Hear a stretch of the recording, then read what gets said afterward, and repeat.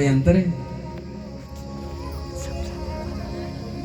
भक्त की दीनता से सगुणता है और भक्त के अहंकार से निर्गुणता है।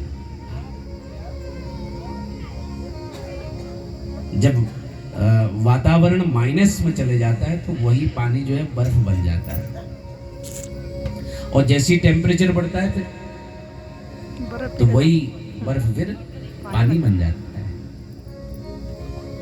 तो इसलिए सगुण और निर्गुण में कोई अंतर नहीं है। अच्छा, सगुण और निर्गुण में चलो थोड़ा बहुत समझ में आता है, अगले निर्गुण में भी कई अंतर कर दिए लोगों ने। वही राम है, वही कृष्ण है, वही जगदम्बा है, वही शिव है, वही हनुमान जी है, कोई अंतर नहीं है। तो इसलिए निर्गुण और सगुण की उपासना पद्धति कही, और आगे गोस्वामी तुलसीदास जी वर्णन करते हैं कि साधर शिव ही नाई अब माथा, बरनऊ बिसद राम गुण गाथा। संबत सूरह सैक तीसा, करहु कथा हरि पद धरी सीसा। अब गोस्वामी जी कहते हैं कि भगवान शंकर के चरणों में प्रणाम करते हुए मैं वर्णहु बिशद राम गुण गाथा। भगवान राम के गुणानुवादों का वर्णन करने जा रहा हूं, ध्यान से सुनना। संबत 1631 में मैंने रामचरितमानस का प्रणयन किया। कब किया? संबत 1631 में। और एक आश्चर्य देखिए, जो योग, जो करण, जो नक्षत्र, जो मुहूर्त त्रेता युग में राम जी के जन्म में था, वही नक्षत्र, वही योग, वही करण, वही सुयोग वो 1631 की रामनवमी को भी आया। और गोस्वामी तुलसीदास जी कहते हैं मैंने अयोध्या जी में रामनवमी के महोत्सव में सम्मिलित होकर इस रामायण का प्रणयन किया। प्रणयन कब किया? संबत 1631 में। ध्यान देना, गोस्वामी जी ने रामायण को लिखने की तिथि तो बताई, लेकिन इसका समापन कब किया ये तिथि गोस्वामी जी ने नहीं बताई। बोलो जय श्री राम। जय श्री राम। आरंभ तो होना चाहिए, पर समापन की तो कभी सोचनी भी नहीं चाहिए। कथा तो नित्य नूतन हमारे जीवन में चलती रहनी चाहिए। कथा का समापन करने की कभी मत सोचो। कई लोग कहते ना वहां कथा समाप्त हो गई, समाप्त नहीं हो गई, कथा विश्राम हो गई। क्या बोलते हैं? विश्राम। कथा समाप्त कैसे हो जाएगी? कथा तो हमारे हृदय में नित्य चलते रहती है। कैसे समाप्त हो जाएगी?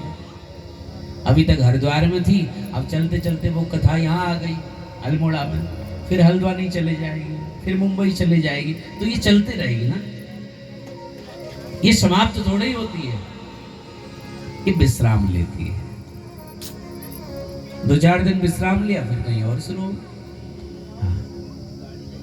तो त्रेता युग में इस कथा का प्रारंभ किया याज्ञवल्क्य जी ने,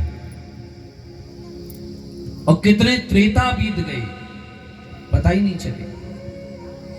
उत्सव मनाना है भगवान का, लेकिन उसका समाप्त करने की नहीं, वो कभी सोचो भी मत। आगे जब आप सुनेंगे कि मां पार्वती शंकर जी से प्रश्न कर रही है कि प्रजा समेत रघुवंश मणि किन गवने निज धाम, कि प्रजा के समेत राघवेंद्र अपने धाम को कब गए, तो शंकर जी ने इसका उत्तर नहीं दिया। आने की तिथि बताई, जाने की नहीं। शुभारंभ करो आप, श्री गणेश करो, पर इसके समापन की कभी सोचो भी मत। तो गोस्वामी जी कहते हैं मैंने 1631 की रामनवमी को अयोध्या में इस ग्रंथ का प्रणयन किया और इसका नाम क्या रखा। उनके मन में भावना जगी कि इसका नाम क्या रखना चाहिए।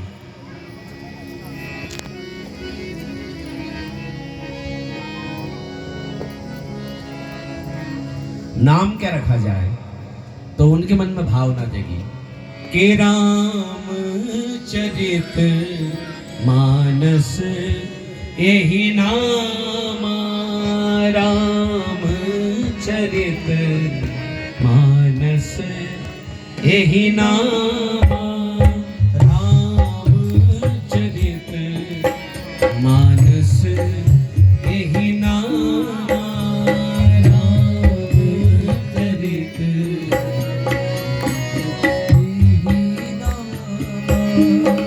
सुनते श्रवण पाइए विश्राम, सुनते श्रवण पाइए विश्राम, राम चरित मानस यही नाम, मानस यही नाम, मानस यही नाम।